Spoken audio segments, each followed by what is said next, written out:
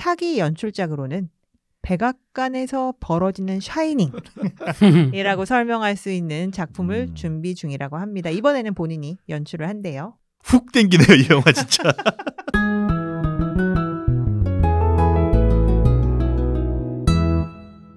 첫 순서는 신작 소개입니다. 제목은 Animal Among Us. 우리 중에 짐승? 좋네요. 13일의 금요일이 독 솔저를 만났을 때로 설명 가능한 작품이라고 합니다. 사스쿼치 호러 중에서도 굉장히 좀 기이한 편인데 70년대, 80년대 호러 느낌이 많이 나는 작품이라 클래식 호러 팬들은 즐거워할 수도 있으나 고어 요소는 적다고 합니다. 15년 전 캠핑장에서 빅풋류의 크리처에게 살해당한 것으로 추정되는 소녀 2명에 관한 책을 쓴 작가가 있어요.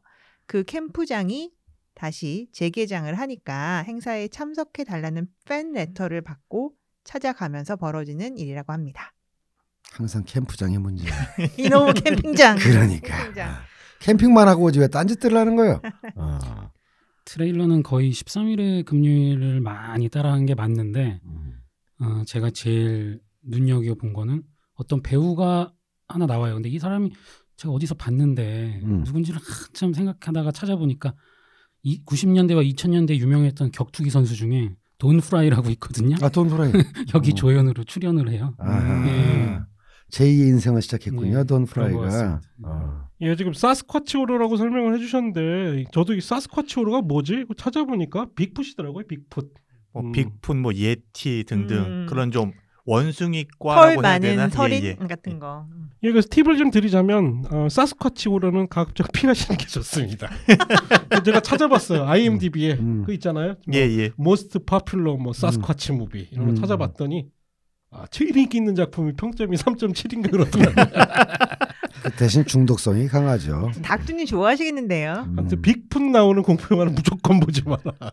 그렇게 말씀드릴 수 있을 것 같습니다. 꾸준히 나오는 거 보면 아직 여전히 좋아하는 소재인 모양입니다. 다음 작품은 포틀이에요.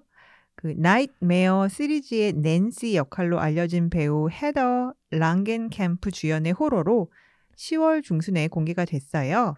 인시디어스가 파라노멀 액티비티를 만났을 때라고 설명 가능하다 합니다.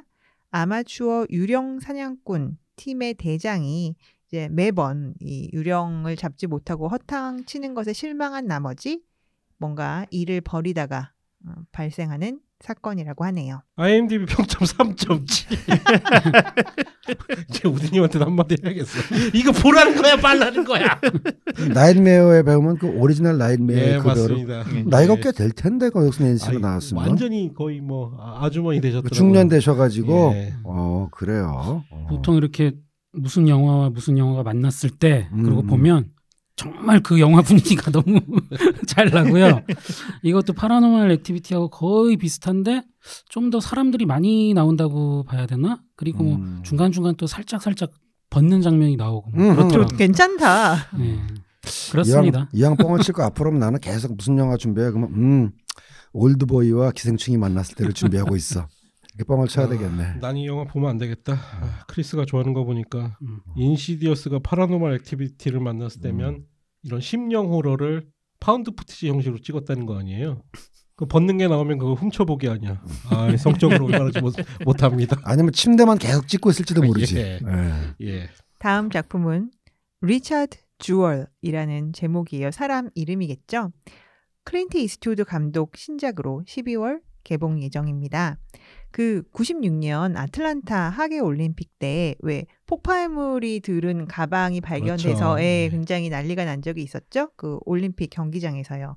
그때 그 한 경비원이 그 가방을 발견하고 신고를 해서 뭐 그중에 하나는 터졌지만 상대적으로 큰 피해를 막은 적이 있었습니다.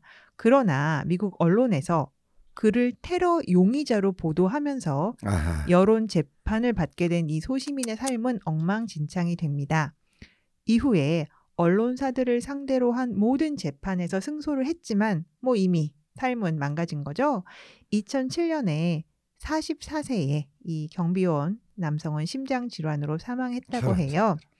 한편 이 영화에서 그때 그의 이름을 가장 먼저 보도한 지역 매체의 여성 기자가 FBI 요원하고 잠자리를 하고 이름을 알았다. 이런 식으로 지금 영화 내용에는 묘사가 된다고 합니다. 이 여성 기자가 실제로 그 사람의 이름을 처음 거론한 건 맞아요. 다만 이제 그 이름을 알게 된 과정은 작가의 창작이다. 영화의 창작이죠. 이 여성 기자도 지금 2001년에 사망을 했습니다. 그래서 뭐 다른 건 괜찮은데 성을 대가로 정말 정보를 빼냈다는 증거가 없는 가운데 이렇게 묘사한 거는 문제가 있지 않냐라고 이제 일부 또 여성 언론인들이 논란이 있다고 하고 우리 감독님은 이에 대해서 별다른 코멘트는 하지 않고 있습니다. 실명을 썼답니까? 그 실존 인물의 이름을 네, 그러면 좀 문제가 됐을 수도 있겠는데요. 이름을 바꿨다면 모르겠지만. 그래서 이 작금의 우리 언론 환경을 비추어서 볼 때 이 영화가 주는 함의는 굉장히 시의성이 있을 것 같습니다. 사실 지금 미국에서도 가짜뉴스 되게 심각하잖아요. 그렇죠. 그래서 요게 기획이 생각보다 꽤 오래됐더라고요. 그래서 원래는 그 명콤비죠. 디카프리오랑 존 하일이 몇 년 전부터 만들려고 했대요. 이게 좀 실제 이 리처드 주얼 이 양반이 좀 퉁퉁하거든요. 외형이. 존 하일이랑 존 비슷하죠. 하일이 주인공으로 하고 뭐 폴 그린그래스가 연출하려고 준비하다가 엎어져서 이게 몇 년 딜레이 됐다가 이번에 이스트우드 안 돌아가셨었나요? 그러니까. 예, 또 영화 만드셨네요. 뭐 어쨌든 90이 거의 가까우신 걸로 알고 있는데 100세도 가능하지 않을까 생각이 듭니다. 계속 기다리겠습니다. 저는 이거 캐스팅 찾아보고 샘 로겔이 나온다고 그래서 요 새끼하고 기자하고 잠자리하는 FBI 요원 역할이겠구만 했는데 놀랍게도 변호사더라고요. 인간적으로 끝까지 그를 옆에서 변호했던. 그 입이 싼 FBI 요원으로는 그 매드맨으로 유명한 존 해미 맡았다고 하더라고요. 하여튼 샘 로겔 다양한 연기 변신 너무 좋습니다. 다음 작품은 Free Guy예요. 그 자유롭다 할 때 그 Free입니다. 라이언 레이놀즈 주연 코미디로 박물관은 살아있다 감독이자 기묘한 이야기 제작자인 션 레바이가 연출을 맡습니다. 프리시티라는 가상의 비디오 게임 속에서 평범한 캐릭터, 그러니까 역할도 없는 그런 캐릭터가 사악한 개발자들에 맞서 게임을 구한다는 내용이래요. 언차티드 영화와의 인연이다 매달렸었다는 션 레바이는 비디오 게임 영화가 얼마나 어려운지 잘 안다면서 이건 뭐 실존하는 게임은 아니지만 잘 살려보겠다는 야심을 피력하고 있습니다.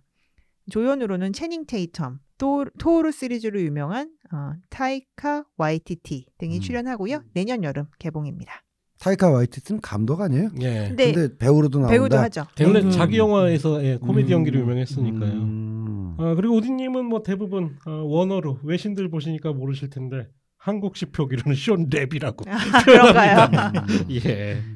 그리고 우디님이 왜 여배우는 빼셨는지 여배우 나오나요? 킬링 이브의 조디 코머가 여기 그렇구나. 조디 코머 너나 알지 누가 알아. 아니 좋아했다가 그 제작진이 우리 또 오미주 씨를 배척하는 바람에 산드라오 갑자기 다 싫어진 그런 킬링 이브 팀입니다.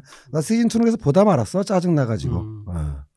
근데 라이언 레이놀즈 진짜 굉장히 재미있는 사람인 게 틀림없는 게 지난주 그 SNL 호스트가 윌 페럴이었어요. 저도 봤어요. 근데 저번에 제가 한번 소식 전했지만 둘이서 같이 뭐 영화 한다고 그래서 그런지 그 SNL 또 나와가지고 오프닝부터 시작해서 가지도 않고 계속 남아서 위크엔드 업데이트도 출연하고 한 두어 번 나와서 정말 깜짝 놀랐네요. 그래서 윌 페럴이 한동안 좀 폼이 많이 떨어졌었는데 잘 회복하길 바랍니다. 이어지는 순서는 1년의 제작 소식입니다. 세니 형님께서 아무쪼록 만족하셔야 될 텐데 걱정입니다. 로보캅 리턴스. 걱정부터 앞서네요. 그 작년에 나왔던 코미디 호러 중에 리틀 몬스터스라는 작품이 있었는데요. 네. 연출자인 아베 포사이스가 감독을 맡을지도 모른다는 소식이에요. 원작의 각본을 썼던 에드 뉴미에르 그리고 마이클 마이너가 이번에는 제작자로 참여를 합니다. 제가 여름에 이 이 두 콤비가 쓴 시나리오를 가지고 닐 블롬캠프가 연출할 것 같다는 예. 소식을 전한 적이 있었고 그때 그때는 이제 걱정 엄청 많이 걱정하셨잖아요. 했죠. 걱정 많이 했어요. 근데 이제 그건 나가리. 아휴, 역시 내가 걱정을 하길 다행이구나. 그래서 이 포사이스가 음. 터미네이터 다크 페이트 시나리오에 참여했던 저스틴 로드라고 요즘 또 좀 잘 나가는 각본가와 함께 지금 기존 시나리오를 전면 수정 중이라고 합니다. 그래서 아무쪼록 우리 스탠리 형님을 생각해서라도 괜찮은 리부트가 돼야 할 텐데 닐 걱정이네요. 블롬캠프가 관여했던 시나리오라면 저는 이렇게 얘기하겠습니다. 수정하지 말고 처음부터 다시 써라. 그게 더 빠르다. 수정 잘못하다가 아주 그냥 잘못 걸리면 아주 진이 쭉쭉 빠지고 시간만 갑니다. 예. 근데 지금 새로 내정된 감독이 조금 검증이 안 됐는지 그러니까. 대체적으로 해외 포럼 같은 데서 보면 닐 블롬캠프보다 한 수준 더 떨어졌다 뭐 이런 얘기도 있고 일단 책부터 뽑고 나서 네. 감독은 나중에 생각하자고. 책부터 뽑고. 이 리틀 몬스터즈가 지금 아직 제대로 공개가 많이 안 된 것 같아요. 그래요. 예, 그 스트리밍 서비스 훌루 오리지널로 아마 나온 걸로 아는데 그래서 한국에서도 뭐 아직 못 봤고요. 아 저거 그 루피탄 용어 나왔던 루피탄 거. 용어 나오는 좀비 영화. 예, 그 감독이에요. 예고편 굉장히 기대했는데 평가는 별로 안 좋더라고요. 평가는 생각보다. 그냥 뭐 좀 애매한 것 같아요. 불안불안하네. 예. 그리고 약간 비꼬는 리플 중에는 이제 또 로보캅은 그럼 과연 어떤 여배우가 맡을 것인가? 스칼렛 요한슨한테 연락을 하든지. 뭐. 이럴 때 참 그쪽 프로듀서한테 충고해주고 싶은 게 한국에다 전화해서 한국에 훌륭한 감독들 많이 있기 때문에 제대로 좀 섭외하라고 얘기하고 싶네요. 예. 또 한편의 리부트 소식입니다. 런던의 늑대인간 제작자가 결정됐습니다. 워킹 데드 그리고 아웃캐스트의 크리에이터인 로버트 컬크먼이 제작을 한다고 합니다. 이 컬크먼은 그 덱스터 플래처 연출로 랜필드가 드라큘러의 그 맞습니다. 오른팔이라면서요. 예, 예. 영화도 만든다더니 이 양반은 이제 TV 시리즈는 그만하고 영화에 전념하기로 했나 봐요. 그렇게 보면은 유니버설의 다크 유니버스가 완전히 무산된 거는 아닐지도 모르겠습니다. 일단 그 블럼하우스에서 업그레이드의 감독 리 워넬을 데리고 투명인간을 지금 만들고 있죠. 그래서 저예산으로 이렇게 하나하나 리부트하는 게 블록버스터로 했다가 망해먹는 것보다는 더 나은 게 아닐까. 아, 좋은 판단이네요. 팬들이 기대를 하고 있고요. 또 그 제임스 완이 프랑켄슈타인 제작을 위해서 감독 후보들을 면담 중이다라는 소문도 있으니까 요런 그 몬스터물 좋아하시는 분들한테는 희소식이네요. 저 역시 개인적으로도 이런 종류의 고전 호러들을 리메이크할 때는 고전 호러들이 만들어질 때 정신 그대로 좀 B급 정도 살려가지고 이렇게 만드는 게 좋지 않을까라고 생각을 합니다. 아예 유니버셜이 제이슨 블럼하고 턴키 계약을 하는 것도 괜찮아요. 그것도 괜찮지. 통으로 넘길 테니까 네가 알아서 하려무나. 예. 이게 또 최근 소식은 아닌데 관련 소식으로 몇 년 전에는 런던의 늑대인간 원래 감독인 존 랜디스가 자기 아들이 각본을 쓰고 준비 맞아, 중이었다는 맞아. 얘기가 그 있었어요. 아들놈이 사고 쳐가지고 근데 네. 아마 좀 맞습니다. 잘못됐죠. 그러다가 존 랜디스가 직접 에드가 라이트한테 제안을 했었대요. 근데 에드가 라이트가 아니 완벽한 영화인데 내가 뭘 보탤 게 있냐 그러고 거절했다고 그러더라고요. 약간 돌려서 매긴 것 같기도 하고. 그래서 때 그 아드님께서 그런 성추문 때문에 지금 한동안은 아유, 활동을 못할 죽여버릴 수도 없고 네, 진짜 이거 아들놈들이랑 상황이라. 사고 치면 정말 아유. 근데 아예 엎어진 줄 알았더니 그래도 워낙 리부트 붐을 타고 다시 재개가 됐네요. 다음은 페데 알바레스 차기작 소식인데요. 뭐 일전에도 저 소식을 전했지만 텍사스 전기톱 대학살 리부트 제작 등으로 굉장히 바쁜 그런 장르 영화 감독이죠. 차기 연출작으로는 백악관에서 벌어지는 샤이닝이라고 설명할 수 있는 작품을 준비 중이라고 합니다. 이번에는 본인이 연출을 한대요. 말씀하신 그 백악관에서 벌어지는 샤이닝이라는 설명 들으니까 훅 땡기네요 이 영화 진짜. 오늘은 이게 샤이닝 데이인지도 모르겠는데 말이죠. 다음 주에 나갈 박명수 라디오 쇼 특집이 스탠리 쿠브릭 편입니다. 우리도 작가님이 어디에 꽂히셨는지 그 닥터 슬립을 다루작하면서 큐브릭 영화가 오마주된 작품이 뭐가 있느냐 이래가지고 그걸 목록이 가능해요? 그러니까 샤이닝만. 예. 대중 라디오 프로그램에서는 꽤 수준 높은 내용을 조금 만들었어요. 그래서 라디오에서도 샤이닝 얘기 엄청 하고 하는데 이게 팟캐스트에서 샤이닝 얘기를 또 듣네. 샤이닝 데이네 정말. 가서 레디 플레이어 원 물론 얘기했죠. 그리고 이제 그 여러 가지 우리나라 그 뮤직비디오에서도 오마주를 했거든요. GD의 뮤직비디오에서도 Dear My Friend인가 거기서도 이제 그 클라가 거렌즈 오마주 했고 쿵푸어슬도 쿵포스에 나왔고 553 얘기도 했고 레드벨벳의 리얼 배드보이에서도 샤이닝 쌍둥이가 나온다 이런 얘기 쭉 했죠. 페데 알바레스가 지금 헐리우드에서 제일 바쁜 감독인데 이게 차기작은 아닌 것 같아요. 차차기작인 것 같고요. 왜냐하면 차기작은 지금 라비린스 리메이크. 라비린스를 라비린스 리메이크 또 우리 데이빗 보이용이 마왕으로 등장했던 데이빗 보이 얘기만 하지 마세요. 제니퍼 코넬리 얘기를 뺄 수가 없어요. 거기서는. 그 영화의 연출을 지금 하고 계신 것 같더라고요. 그래서 아마 그 작품이 끝나면 아마 이 영화 들어가지 않을까 싶네요. 라비린스에 제니퍼 코넬리가 뭐 이렇게 까메오 출연한다든가 그런 소식은 없습니까? 예, 전혀 없네요. 주인공이 엄마로 뭐 나온다든가 이런 건 나와줘야 되는데. 예. 저는 이 백악관 얘기를 하니까 분명히 좀 백악관에서 뭐 사망한 대통령이나 영부인 이런 게 혹시 나오지 않을까? 이거 먹이는 거 아닐까? 재선 앞두고. 스토리가 마초적인 대통령이 재선에 실패하여 악몽을 경험한다. 아니면 이런 욕조 커튼이 열리면서 그렇지. 벌거벗은 할머니가 도널드 트럼프가 그럼 큰일 나겠죠? 실제 역사적으로도 임기 중에 사망한 미국 대통령이 있기는 있어요. 갑자기 그 사람 이름 생각이 안 나는데 그래서 썰 중에서는 백악관에 그 대통령이 유령이 떠돌아다닌다 그런 썰도 있기는 있습니다. 다음 작품은 제목이 The Max입니다. MAXX인데요. 93년 출간된 코믹북으로 95년에 MTV에서 애니메이션 시리즈로 한 시즌 방영되기도 했대요. 그 채닝 테이텀하고 그다음에 한국계 제작자죠. 로이리. 로이리. 네, 그것을 제작한 그 제작자가 다시 이 작품을 영상화한다고 합니다. 현실에서는 홈리스 남성이지만 아웃백이라고 부르는 대체 현실 속에서는 정글 여왕을 수호하는 슈퍼히어로인 맥스의 이야기라고 합니다. 한편 또 이 정글 여왕은 현실에서는 사회복지사 여성이에요. 그러다 보니까 사실 이 홈리스 남성과 이제 어떻게 보면 교류가 있지만 서로 그걸 모르는 거죠. 그래서 근데 이 여성은 또 이런 대체 현실이 있고 자신의 삶의 위협을 받고 있다는 사실을 모르고 뭐 이런 설정을 놓고 벌어지는 얘기인데 당시에 꽤 그 인기가 있었던 모양입니다. 다시 이렇게 한 20년 넘어서 살아나는 거 보니까요. 이게 내용 보니까 결국은 현실과는 전혀 다른 어떤 사이버 세계에서의 활약을 다룬 내용 같네요. 저도 내용 써주신 거 읽어봐도 정확히 파악이 안 되는 걸로 어떻게 보면 레디 플레이어 원하고도 그런 좀 거 비슷한 것 많이 같아요. 비슷해요. 예. The harder they fall. 더 뭐 심하게 떨어질수록 정도 되겠지요. 요거는 거의 사심 리포트인데요. 넷플릭스 오리지널 영화로 흑인 중심 서부극을 만들고요. 주연에는 이드리스 엘바라고 합니다.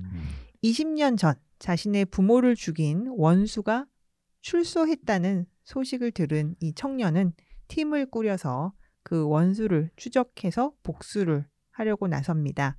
엘바는 여기서 그 원수 역할이고요. 네, 그럴 것 같았어. 좀 조짐이 조금 청년하게 너무 청년이라는 말 딱 듣는 순간 이드리스 엘바가 악역으로 나오는구나. 일단은 너무 사심인데 주연이 아닌 것 같은데요. 왜 이러세요? 아니, 악역이면 이드리스 엘바가 악역으로 나오면 그 영화 실패할 가능성도 없습니다. 근데 아예 주연은 언급도 안 하시네요. 누군지. 몰라, 관심 없어. 이드리스 엘바 악역 안 돼요. 나 좋아하는 배우입니다만 악역은 안 됩니다. 그 특이한 대목은 제작자인데요. 바로 제이지. 우리 비욘세 남편이기도 하죠. 제이지예요. 그래서 제이지가 뭐 본인이 워낙 프로듀서로 유명하지만 그러니까 음악 프로듀서로 지금 2013년에 위대한 개츠비, 또 2014년에 그 뮤지컬 애니 등 그 영화 제작자로도 참여를 하고 점점 더 폭을 넓히고 있다네요. 요거 제가 그래서 이거 소재 독특해가지고 찾아봤더니 감독 제이메스 사무엘. 그러니까 뮤지션이자 음악 감독이라서 바로 위대한 개츠비 음악을 했더라고요. 그러니까 제이지랑 그 친분으로 그러네요. 더 재밌는 건 이 감독의 전작이 They Die by Dawn 자체가 이미 흑인들을 내세운 서부 영화였더라고요. 아니, 그럼 시대 배경도 옛날일 거 아니에요. 예, 서부. 웨스턴이에요. 정통 웨스턴인데 흑인 배우들 내세웠더니 그거 보니까 제이지가 붙어서 조금 이제 큰 규모로 오래간만에 흑인들 내세운 영화가 나올 것 같고, 제가 더군다나 요게 제이지가 참여했다고 그래서 제가 타이틀을 봐서는 그 아주 전설적인 그 레게 음악을 알렸던 그 컬트 영화 있어요. 또 Harder They Come이라고. 그러네, 제목이. 그 타이틀을 제가 보기엔 좀 비꼰 게 아닌가 싶은 생각이 좀 들더라고요. 아니 그럼 흑인들이 나오는 서부국의 감독이 래퍼나 힙합 출신이면은 총 들고 막 힙합하고 막 그냥 레게 파마하고 이렇게 뭐 이러는 걸로 갈른다는 거야? 저 힙합 음악 깔아도 멋있을 것 같은데. 아니 나는 주인공이 막 총 들고 힙합을 할 것 같은데 왠지. 그거는 좀. 아니 그럴 가능성도 있다고 봐요. 왜냐하면 더 Harder They Come이 그 아주 레게 음악 역사에서 굉장히 중요한 영화거든요. 바로 그 영화의 주인공 지미 클리프가 불렀던 노래가 바로 I Can See Clearly Now예요. 그래서 저는 좀 장르를 좀 시대를 바꾸고 왠지 진짜 랩 음악을 할 수도 있을 것 같다는 생각이 들었어요. 이게 믹스를 잘하면 장르를 넘어서는 영화가 되겠고 안 그러면 좀 이상한 영화가 나올 가능성이 있고 언젠가 하여간 영화가 나오면 정확하게 보고 모니터링 해야 되겠네요. 저는 그리고 이드리스 엘바가 아직 헐리우드에서 활용을 잘 못하는 것 같아요. 맞아요. 한 번도 원톱으로 이렇게 눈도장 찍은 작품이 없는데 제가 이 기사를 보고 이번에 그럼 원톱으로 뜨겠나 했더니 그거를 우진님이 저쪽 상대방 주연 언급을 안 하셔서 제가 잘못 읽어가지고 원톱인 줄 알았어요. 투톱이네요. 그러니까 이것도. 이드리스 엘바가 덴젤 워싱턴하고 비슷한 취급을 받을지도 몰라요. 그 백인들이 원하는 흑인 이미지에서 좀 벗어난 흑인들이 있잖아요. 내가 볼 때 이드리스 엘바는 너무 지적이고 차분하고 교양 있어 보이거든. 그래서 지금 스탠 형님은 전부터 계속 눈매가 너무 선해서 안 된다 악역이 말씀을 하고 계시는데 헐리우드에서 원하는 흑인들의 스테레오타입에 좀 안 차서 그럴 수도 있다라는 거지. 지금 크리스님이 활용을 못 하고 있다라는 취지가 그런 백인들의 스테레오타입에 안 맞아서 활용을 못 하는 게 아닌가 이런 추측이 든다라는 거죠. 올 것이 왔습니다. 마이클 잭슨 전기 영화가 만들어진다고 합니다. 뉴스 봤어요, 저도. 지난번 헐리우드 리포트 때 이제 보헤미안 랩소디 제작자였던 그레함 킹이 이제 비지스 전기 영화를 만든다는 소식을 전했는데요. 역시 그 양반이 마이클 잭슨 전기 영화도 제작을 하고요. 유족들로부터 음악을 전부 사용할 수 있는 권리를 입수했다고 합니다. 유족이라면 마이클 잭슨 아버지 얘기하는 건가요? 뭐 법적 그 대리인들이겠죠. 글라디에이터 그리고 스카이폴 등을 작업한 각본가 존 로건이 시나리오를 쓸 예정인데요. 이 그레함 킹하고 존 로건은 하워드 휴즈 전기 영화 우리 스콜시지 형님의 에비에이터를 함께 작업을 한 바 있습니다. 전기 영화 전문이시구나. 그러네요. 그러니까 마이클 잭슨은 좀 그의 아주 추악하다고 이야기하는 사생활을 들춰낸 영화도 나오고 이 영화는 뭐 음악 사용 권리까지 입수했다는 거 보니까 진짜로 우리가 알고 있는 일반적인 전기 영화가 될 것 같고 저는 제가 구독하는 그 사자왕님의 블로그를 통해서 미리 저도 며칠 전에 정보를 입수했는데 그분의 말에 의하면은 그 어두운 측면도 같이 그리는 영화가 될 것 같다라고 말씀하셨다고 하네요. 우리가 보헤미안 랩소디나 이런 걸 봤을 때 그 부분을 빼놓을 수는 없겠죠. 굳이 미워하지 않고 전반적으로 다 어떤 아티스트의 삶을 조명하는 거니까. 근데 저는 이거 캐스팅 누가 할까? 그 웬만해서는 되게 욕먹을 확률이 높을 것 같은데. 그러니까 뭐 이 제작자한테 슈퍼스타 K 시즌 2를 한번 보라고 좀 권해주세요. 거기 한국에도 재능을 가진 사람들이 나오니까 모르는구나 무슨 얘기인지. 슈퍼스타 K 무반주로 그 마이클 잭슨 노래 부른 청년이 있었거든요. 그러면 또 혹시 또 알지 모르지 또. 그래서 하여튼간에 뭐 전기 영화니까 외모도 비슷하게 따라가야 되겠지만 뭐 노래까지는 어떻게 한다 해도 춤 같은 건 쉽지 않아서 그게 제일 걱정이에요. 그게. 체형도 그렇고 캐스팅 될 때 아마 많이 떠들썩할 것 같습니다. 그리고 저는 그 백반증 그 피부 그 변화 그건 또 어떻게 할 건가 그것도 조금 걱정이 되는. 그거는 뭐 분장이나 뭐 비주얼 에펙트를 통해서 어떻게 뭐 해결이 가능하다 치더라도 춤이 저는 제일 걱정이고 저는 뉴스를 처음 봤을 때 마이클 잭슨의 밝은 측면뿐만 아니라 어두운 측면도 그린다고 해서 뭐 전기 영화라면은 무조건 미화하는 건 아니니까 그럴 수 있다고 생각은 하지만 그래도 뭐라 그럴까.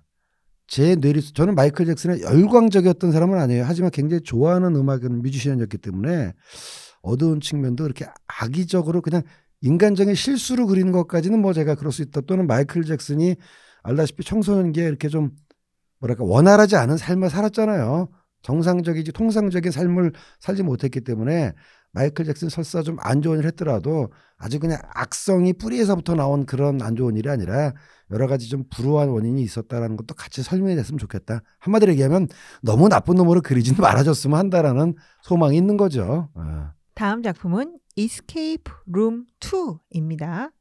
올 초 개봉한 1편은 제작비 900만 불에 1억 5천만 불 흥행을 거둬서 소니에게 큰 기쁨을 줬다고 하네요. 15회를 튀겼네. 그래서 뭐 즉시 속편 제작이 결정이 됐고요. 내년 8월에 개봉할 예정입니다. 그 전작의 감독인 애덤 로비텔과 각본가 닐 모리츠가 계속 작업을 한다고 하네요. 로튼 토마토 점수는 50%에 불과하지만 돈을 이렇게 벌었는데 만들어야지. 전 이거 개봉하자마자 가서 봤어요. 왜냐면 제가 딱 좋아하는 류의 그 정신을 차렸더니 낯선 곳에 모여 있고 왜 왔는지 모르고 그리고 이제 목숨을 걸고 탈출하는 또 약간 소프트 버전의 소우 같은 좀 그런 내용이거든요. 하나 빠졌네. 정신을 차리고 봤더니 낯선 곳에 묶여 있고 탈출하던데 옷이 모두 벗겨져 있다. 네. 소프트 버전이라니까요. 아니 그게 있어야지. 아닙니다. 이런 류의 영화는 저는 그냥 가서 봐요. 그리고 이게 끝날 때 아예 그냥 2편 나오겠구나 하듯이 끝이 났어요. 그래서 저는 분명히 나올 줄 알았거든요. 그리고 감독이 인시디어스 4편 감독이더라고요. 네, 그래서 거의 호러 영화 위주로 찍는 감독인 것 같아요. 다음은 아까 우리 스탠리 형님께서 데인저 워싱턴 이야기를 하셨었는데 트레이닝 데이 프리퀄도 만든다고 합니다. 아, 트레이닝 데이 영화 좋지. 네. 워너에서 신진 각본가인 닉 야보로를 고용해서 시나리오 작업을 맡겼다고 해요. 뭐 작가 이름 닉 야불이라고요? 네, 야보로. 네, 아시다시피 이제 원작은 데이비드 아이어였죠. 그렇죠. 요즘은 좀 명화 몇 개 말아먹고 지금 수어사이드 스쿼드인가요? 계속 이런 류의 영화만 만들다가 지금 망하고 있죠. 그다음에 안톤 fuqua가 연출을 했었죠.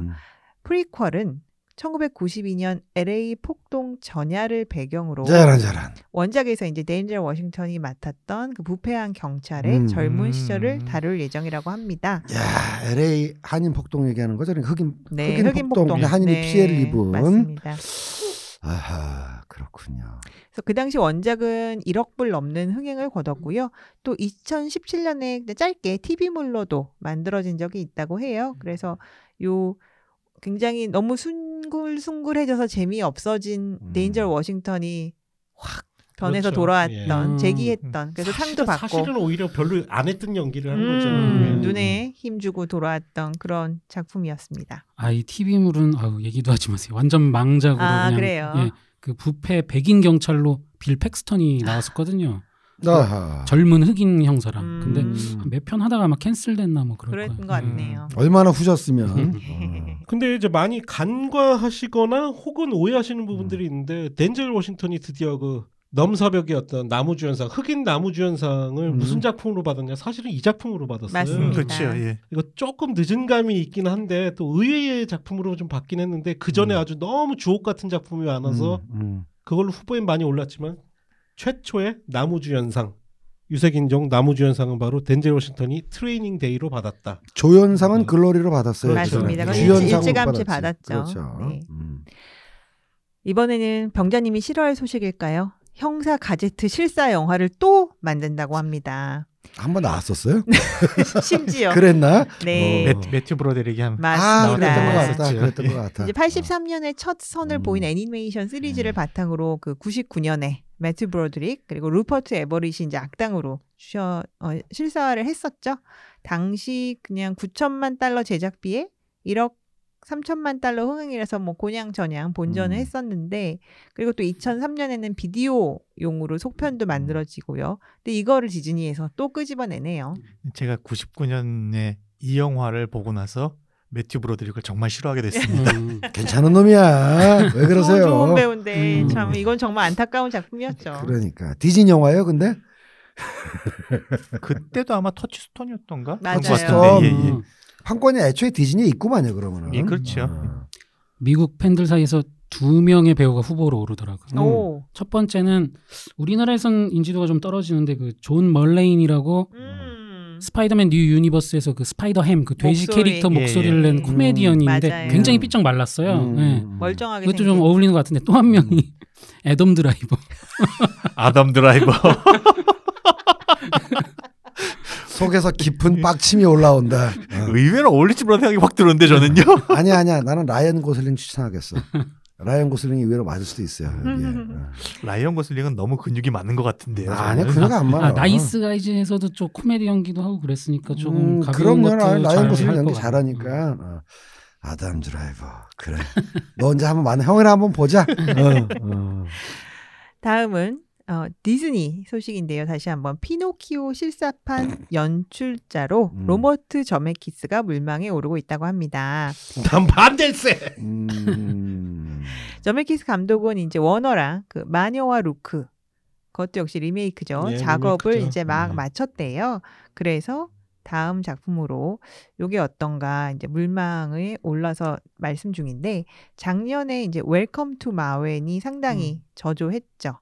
그렇기 때문에 이 두 작품으로 좀 과거의 명성을 되찾을 수 있을지 궁금합니다. 저메키스 감독은 이거 외에도 그 DC 플래시 또 연출자로도 거론이 되고 있다고 하네요. 여긴 계속 뭐 스케줄이 있으시네요. 그러니까 근데 좀 문제예요. 작품들이 계속 실패해가지고. 이 웰컴 투 마웬이 그냥 실패한 정도가 아니라 거의 역대 최악의 작품이라고 예. 거의 평가를 받는 것 그 같아요. 정도라. 예. 예. 편차가 좀 있는 감독이죠. 제목 때문에 망했나? 마윈이라고 사람들이 착각했나요? 예. 그리고 원래 이게 물망에 올랐던 감독이 패딩턴 연출했던 감독이 괜찮은데. 됐다가 뭐 무슨 일인지 모르겠는데 하차했다 그러더라고요. 차라리 그 감독이 더 낫네. 예. 이 진짜 왠지 모르게 피노키오 역할을 또 톰 행크스가 맡아가지고 그 모션 캡처하는 거 아닌가 생각이 확 드는데. 병자님이 연출하면 그럴 수도 있다라는 생각이 갑자기 확 드는군요. 예. 아니, 톰 행스는 이제 네, 제페토 베토 할아버지 역할을 아니야? 해야지. 분장도 필요 없을 것 같은데요, 이제. 뭐 표정만 capture해가지고 폴라익스프레스에서 뭐 1인 면역을 하셨죠 그때? 그런 귀찮은 짓을 왜 하겠어? 하여튼 제메키스 감독 좀 안타까워요. 그냥 어느 순간 진짜 너무 올드한 느낌이 나. 옛날 감독 같아졌어요. 너무. 분명히 좋은 감독이면 맞아요. 틀림이 없는데요. 어떤 게 있냐면은 아트로 가려고, 그러니까 작품성 있는 걸로 가려고 하면서 이제 컨택이라든가 캐스터웨이로 한때 좀 갔었고, 그 다음에 또 카메론처럼 이 최첨단 테크놀로지 따라잡으려고 이렇게 뭐 애니메이션 뭐죠? 뭐 베어울프라든지 베어울프라든가 폴라익스프레스 폴라익스프레스라든지. 했는데 양쪽 다 거기까지는 못 가는 거야. 거기까지. 백스토 피처나 너는 인생 영화 중에 하나가 포레스트 검프예요. 근데 중간중간에 나오는 거 보면은 이 형님은 저쪽으로 끝까지 못 가고 이쪽으로 끝까지 못 가고 그러시구나. 그러다 플라이트는 또 굉장히 좋게 봤거든요. 근데 그 뒤에 나왔던 그 줄타기 하는 영화 뭐야? 토끼개. 그 무슨 조셉 고든 레빗 나오는 그것도 좀 애매하고. 그래서 형님 힘이 좀 빠지셨구나라는 생각이 들었어요. 근데 그 마윈 영화가 나도 그 영화 보고 마윈 전기 영화인가? 이래가지고 안 봤거든. 참 안타깝네요. 마지막 제작 소식은 치킨 런 2입니다. 아드만 스튜디오에서 그 프리 프로덕션 작업에 들어갔다고 하고요. 2000년에 개봉했던 치킨 런은 2억 2천만 달러 흥행으로 스탑 모션 애니메이션으로는 거의 기록을 세웠죠. 원작의 각본가였던 캐리 커크패트릭, 존 퍼렐 듀오가 다시 돌아오고 그리고 파라노먼을 연출했던 샘 페리 감독을 맡습니다. 아드만 스튜디오가 워낙 뭐 화재 한번 나가지고 크게 한번 피해를 받은 적이 있었는데 그 피해들은 어떻게 복구를 하셨나 모르겠네요. 이 만든다고 하시는 거 보니까는 복구를 하신 것 같네. 그런 거 보니까. 그리고 뭐 지난번에 한번 소식 전했지만 이제 그 창업자들은 이제 물러나고 그러면서 계속 또 이런 작업은 세대를 이어서 하고 있죠. 그러니까 저희 시대의 대표적인 어떤 장인 회사처럼 인식되던 회사인데 그 독한 스탑모션 작업 정말 세밀하게 했던 그런 회사인데 뭐라 그럴까 이제 스탑모션 애니메이션도 왠지 이제는 시효가 좀 다한 느낌이에요. 나와도 이제 다들 썩 반가워하지도 않고 좀 그런 느낌이 있어서 좀 안타깝긴 하네요. 좀 많이 나왔으면 좋겠는데 많이 안 나와서 반가워하지 않는 건지 아니면 수요가 없고 반가워하지 않으니까 많이 제작되지 않는 건지 그 뭐 닭이 먼저나 달걀이 먼저냐 문제인데 저는 또 500원짜리 예측 하나 합니다. LP가 돌아오듯이 스탑모션 애니메이션도 다시 부름을 받을 수가 있다. 왜냐하면 말이죠. 가장 최근에는 그 판타스틱 미스터 폭스도 있었고 몇 개가 있는데 CG의 표현력이 그 실사의 질감을 못 따라가요. 그러니까 스탑모션 애니메이션이 이제 인건비가 너무 이제 올라가서 문제가 되는 건데 그거를 뭐 계산을 하거나 아니면 컴퓨터 그래픽으로 실제의 질감을 줄 수 있는 정도까지 온다면 스탑모션 애니메이션은 또 돌아올 수 있지 않을까 저는 그렇게 생각합니다. 아무쪼록 뭐 어떤 기법을 쓰던 간에 시나리오가 또 재미있고 즐거우면 네, 보게 되는 거니까 각본이 잘 나왔으면 좋겠습니다. 참조력이 하면은 그 여러분 아시다시피 그 북한의 애니메이션 제작 능력이 굉장히 뛰어나거든요. 근데 스톱모션 애니메이션에서도 제작 노하우가 굉장히 쌓여 있답니다. 컨텐츠의 내용이 문제가 되는 거지 제작 기술 자체는 좋다 그러더라고요. 다음은 1년의 잡소식입니다. 팀 밀러. 제임스 카메론과 다시는 일 안 한다. 왜? 또 제임스 형이 또 좀 지랄하셨나? 흥행이 안 좋으니까 이제 이런 잡음이 나오네요. 제작 과정에서 수차례 충돌이 있었고 그 결과 감독에게는 아직도 트라우마가 남아 있다고 합니다. 그 형님이 가만히 있을 형님이 아니지. 밀러가 이제 편집을 했는데 카메론 형님이 싫어하셨대요. 그래서 편집 과정은 혈전이었다. 라고 하네요. 밀러는 근데 꼭 그 뭐 카메론이라서가 아니라 자신이 통제권을 갖지 못하는 상황에 다시는 놓이고 싶지 않다라고 토로를 했어요. 피라냐2 찍으신 양반이 왜 이래 이거 감독한테. 참 이 형님 참 정말 아유. 그래서 네. 약간 아이까리한 부분이 그래서 그랬나 보다. 원래 이렇게 독한 어려움의 과정을 겪고 성장하신 자수성가형 인물이 나중에 성장을 하면은 자신의 독한 상황보다 훨씬 더한 독불장군으로 되는 경우들이 많지요. 아는 놈이 더한다. 그다음에 시집살이 해본 며느리가 나중에 더 독한 시어머니 된다. 뭐 이런 얘기네요. 근데 다크페이트는 좀 상황이 심각한 게요. 제가 봤을 때는 월드와이드 합쳐서 제가 봤을 때는 손익분기점을 못 넘었을 가능성이 있어요. 간당간당해요. 네. 오히려 한국에서는 예상보다는 잘 된 거예요. 그게 무슨 얘기냐면 230만인가 오늘까지 했는데 극장 쪽에서는 200만도 어려울 거라는 그 예측이 지배적이었거든요. 그래서 그나마 한국에서는 예측보단 잘 된 건데 그래도 전편에 아니 그 직전 터미네이터보다 안 됐으면 말 다 했지.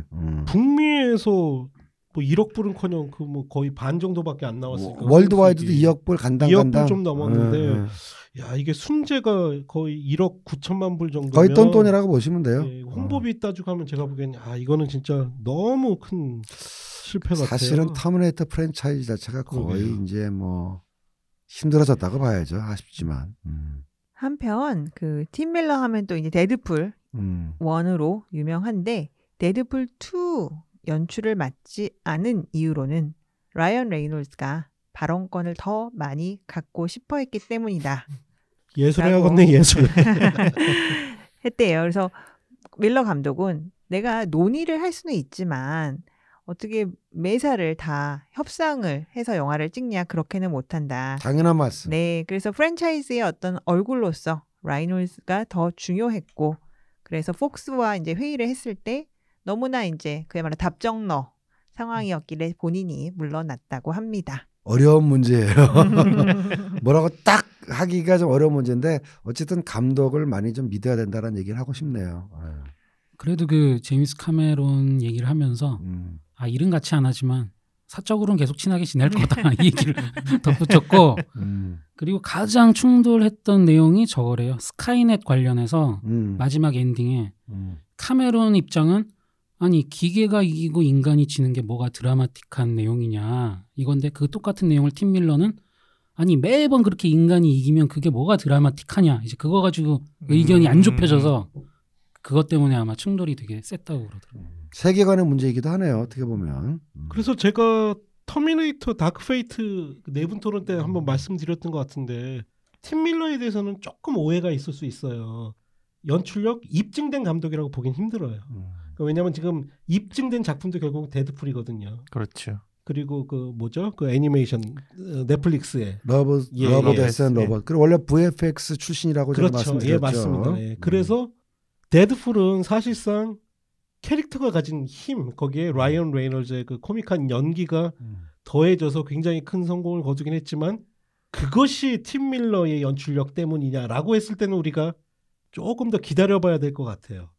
그러니까 감독이 배우랑 일할 때 어떤 감독처럼 완전히 배우의 잠재력을 극한치까지 끌어내서 새로운 모습을 보여준 감독도 있고, 어떤 감독은 배우가 연기를 보여주면 거기다 카메라를 딱 얹어놓고 쑥 따라가가지고 영화를 뽑아낼 수도 있단 말이에요.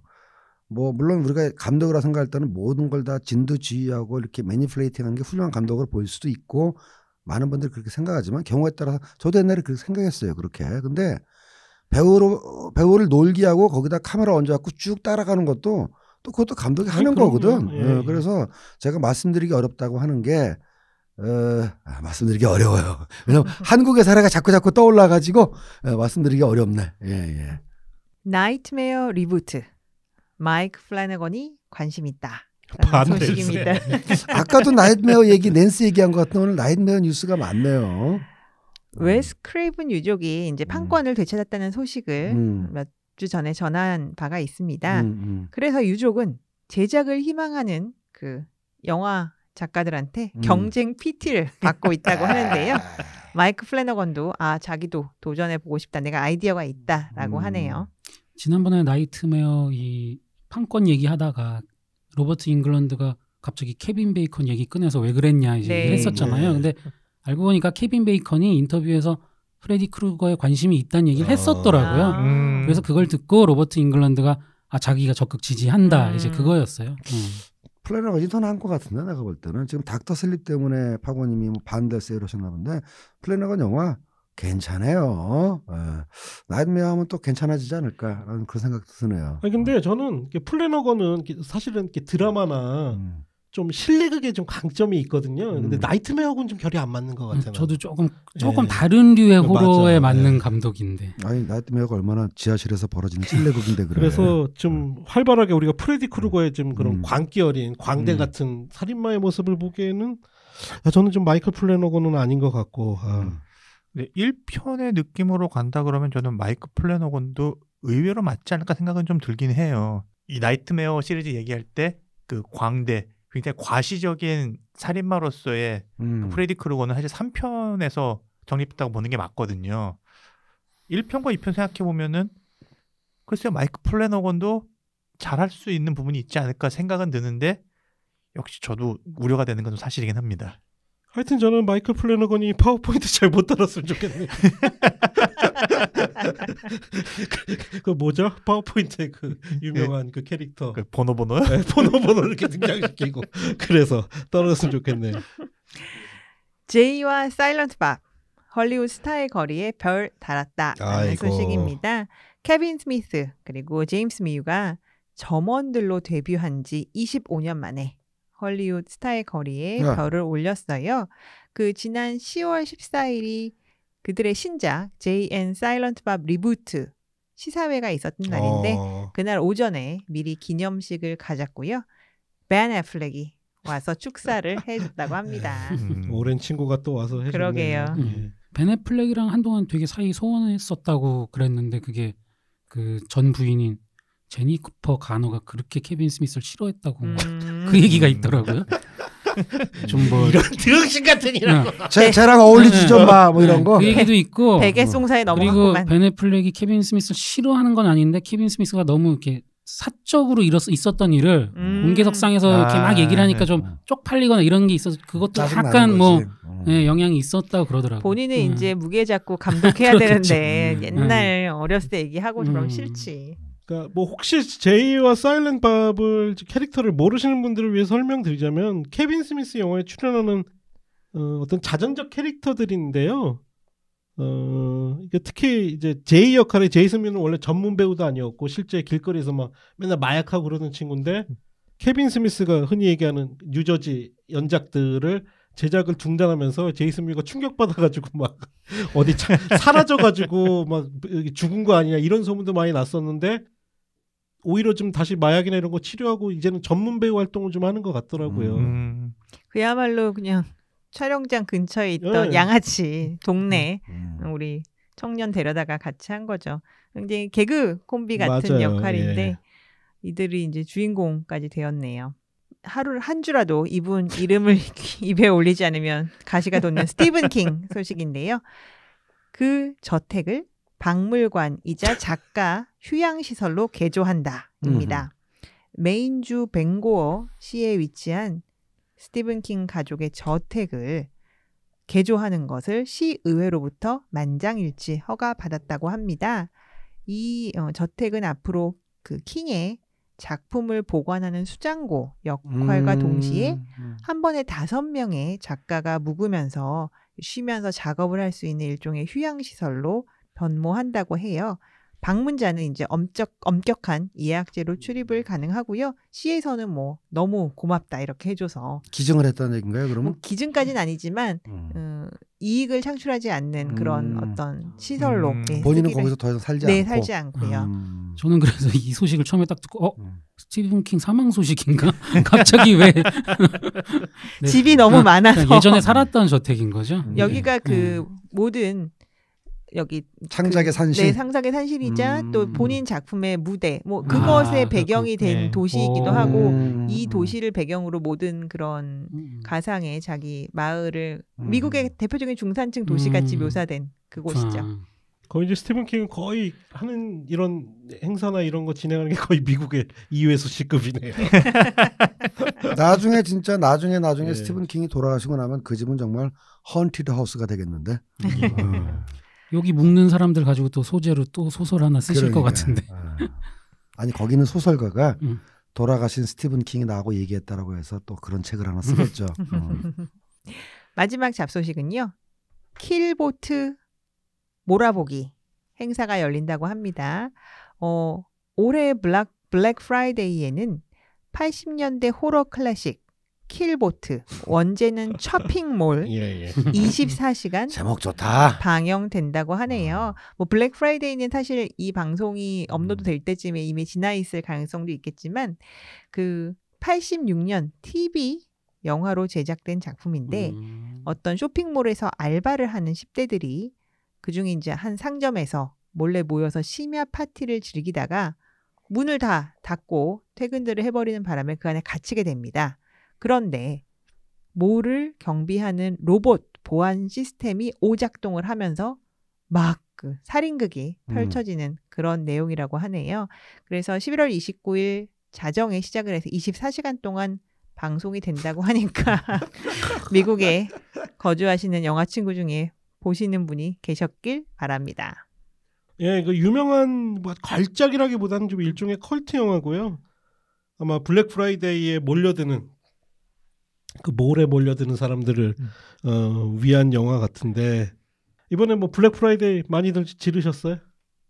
지르긴 뭘 질러요? 돈 없어가지고. 나 이번에 다시 한번 경험했습니다. 누군가 그러더라고요. 블랙 프라이데이 때는 늦게 지르는 놈이 승자요 그러더라고. 그래서 저희 그 영상 저작하냐고 외장하드가 부족한데 8테라짜리가 140불인가에 떴더라고요. 그래서 지르자. 질렀어요. 사람들이 좀만 기다려봐. 근데 질렀거든요. 다음 날 10테라짜리가 더 싼 가격에. 야, 참. 마지막 몇 가지 업계 동정입니다. 크리스님께서 분노하실 소식인데요. 영국에서 영화 속 섹스 및 노출을 규제하는 지침을 제정했다고 하네요. 영국에서? 네. 그 왕자의 게임의 에밀리아 클락 같은 경우에 노출 장면 촬영 시 불편했다라는 토로를 얼마 전에 했대요. 근데 이제 공교롭게도 며칠 만에 영국 감독협회에서 이런 지침을 발표했습니다. 감독은 전문적이고 존중하는 촬영 환경 조성을 위해서 어떤 촬영장의 적절한 톤을 잡아야 한다는 내용이라고 해요. 촬영장 내에 누구라도 안전하지 않다 또는 착취당하고 있다라는 느낌을 받으면 안 된다. 이게 이제 중요한 그 요강이라고 합니다. 노출이 포함된 대본으로 수정을 할 경우에는 배우에게 48시간 이전에 통보를 해줘야 합니다. 반드시 동의를 네, 구하고. 또 연기자에게는 반드시 서면 동의를 받아야 된다는 내용도 있대요. 그래서 이번 이런 영국의 움직임은 업계에 긍정적인 영향을 미칠 것으로 예상이 되고요. 이게 아마 북미로 건너가면 더 엄격한 규정으로 만들어지는 게 아니냐 이런 예상들을 하고 있습니다. 저는 내용은 안 읽고 일단 제목만 딱 들었을 때는 또 섬나라가 이게 또 이상한 짓 하는구나. 막 화가 나죠, 막 그냥. 네, 그랬는데 내용을 읽고 보니까 뭐 어느 정도 수긍도 가고 왠지 이거를 하면은 더 웰메이드 19금 드라마와 영화가 잘 나오지 않을까. 저런 굉장히 희망회로인데 희망회로 긍정회로. 근데 제가 약간 좀 여기서 걱정되는 건 북미에서는 더 엄격한 규정이 만들어질 것으로 기대된다. 의외로 왜 또 북미가 더 그렇잖아요. 그게 더 걱정되네요. 최근에 우리 크리스랑 어디 술자리에서 들은 얘기인데 일본도 아베가 강력하게 AV 규제시키겠다고. 맞다. 올림픽 그렇죠. 때문에. 그래서 일본 텔레비전 방송은 한번 뭐랄까 규제라 그럴까 정화라 그럴 게 있어가지고 옛날처럼 야한 콘텐츠 거의 안 나오거든요. 10년 전부터 해가지고 근데 이제 올림픽 때문에 그런 것도 규제하겠다고. 그리고 영국도 그러면 아예 포르노도 불법화 시켜가지고 못 만들게 해야지. 미국도 그렇고 한쪽에서는 포르노를 합법화해서 사업을 하게 하고 영화에서는 또 그걸 또 하고 약간 좀 이율배반적인데요. 하여튼 뭐 세상이 항상 진보하는 건 아니군요. 하여튼 크리스님 심심한 위로의 마음을 전합니다. 예. 그냥 나한테 따로 연락해요. 내가 좋은 정보 알고 있으니까. 마지막 소식입니다. 제가 제목을 그때를 아십니까라고 잡아봤는데요. 그 이유는 현재 이제 미국에서 지금 개봉 상영 중인 작품 중에 해리엇이라는 작품이 있습니다. 이거는 포커스 피처스에서 제작한 영화로요. 그 남북 전쟁 전후로 남부에 있는 그 탈주 노예들을 북으로 빼내는 소위 그 언더그라운드 레일 그 활동으로 유명한 실존 인물 해리엇 튜브먼에 관한 전기 영화예요. 각본을 쓴 이제 그레고리 앨런 하워드가 이제 영화가 개봉했으니까 인터뷰 같은 거를 했는데요. 90년대 초에 디즈니가 이 작품 제작을 처음으로 검토했을 당시부터 이 사람은 작가로 참여를 했었대요. 근데 이제 본인은 이거를 너무 고루한 그런 시대극이 아니라 좀 액션 어드벤처 영화로 만들고 싶었다고 합니다. 그런데 이제 이렇게 디즈니 임원들이랑 회의를 하는데 한 스튜디오 임원이 줄리아 로버츠를 캐스팅하자고 제안을 했대. 해리엇 투먼으로요? 네. 그래서 이제 거기 사람들이 벙쪄가지고 백인이라서 안 된다 그랬더니 옛날 얘긴데 뭐 아무도 차이를 모를 거야라고 답변을 하더랍니다. 그 훌륭한 사람인데? 90년대 초니까 이제 한 30년 조금 안 됐는데 그때만 해도 이제 이런 분위기였다. 요즘 그러니까 화이트워싱이란 개념 자체가 없던 그런 단어도 없던 시대죠. 그래서 참 어떻게 보면 짧은 기간에 많은 것이 바뀌고 있구나.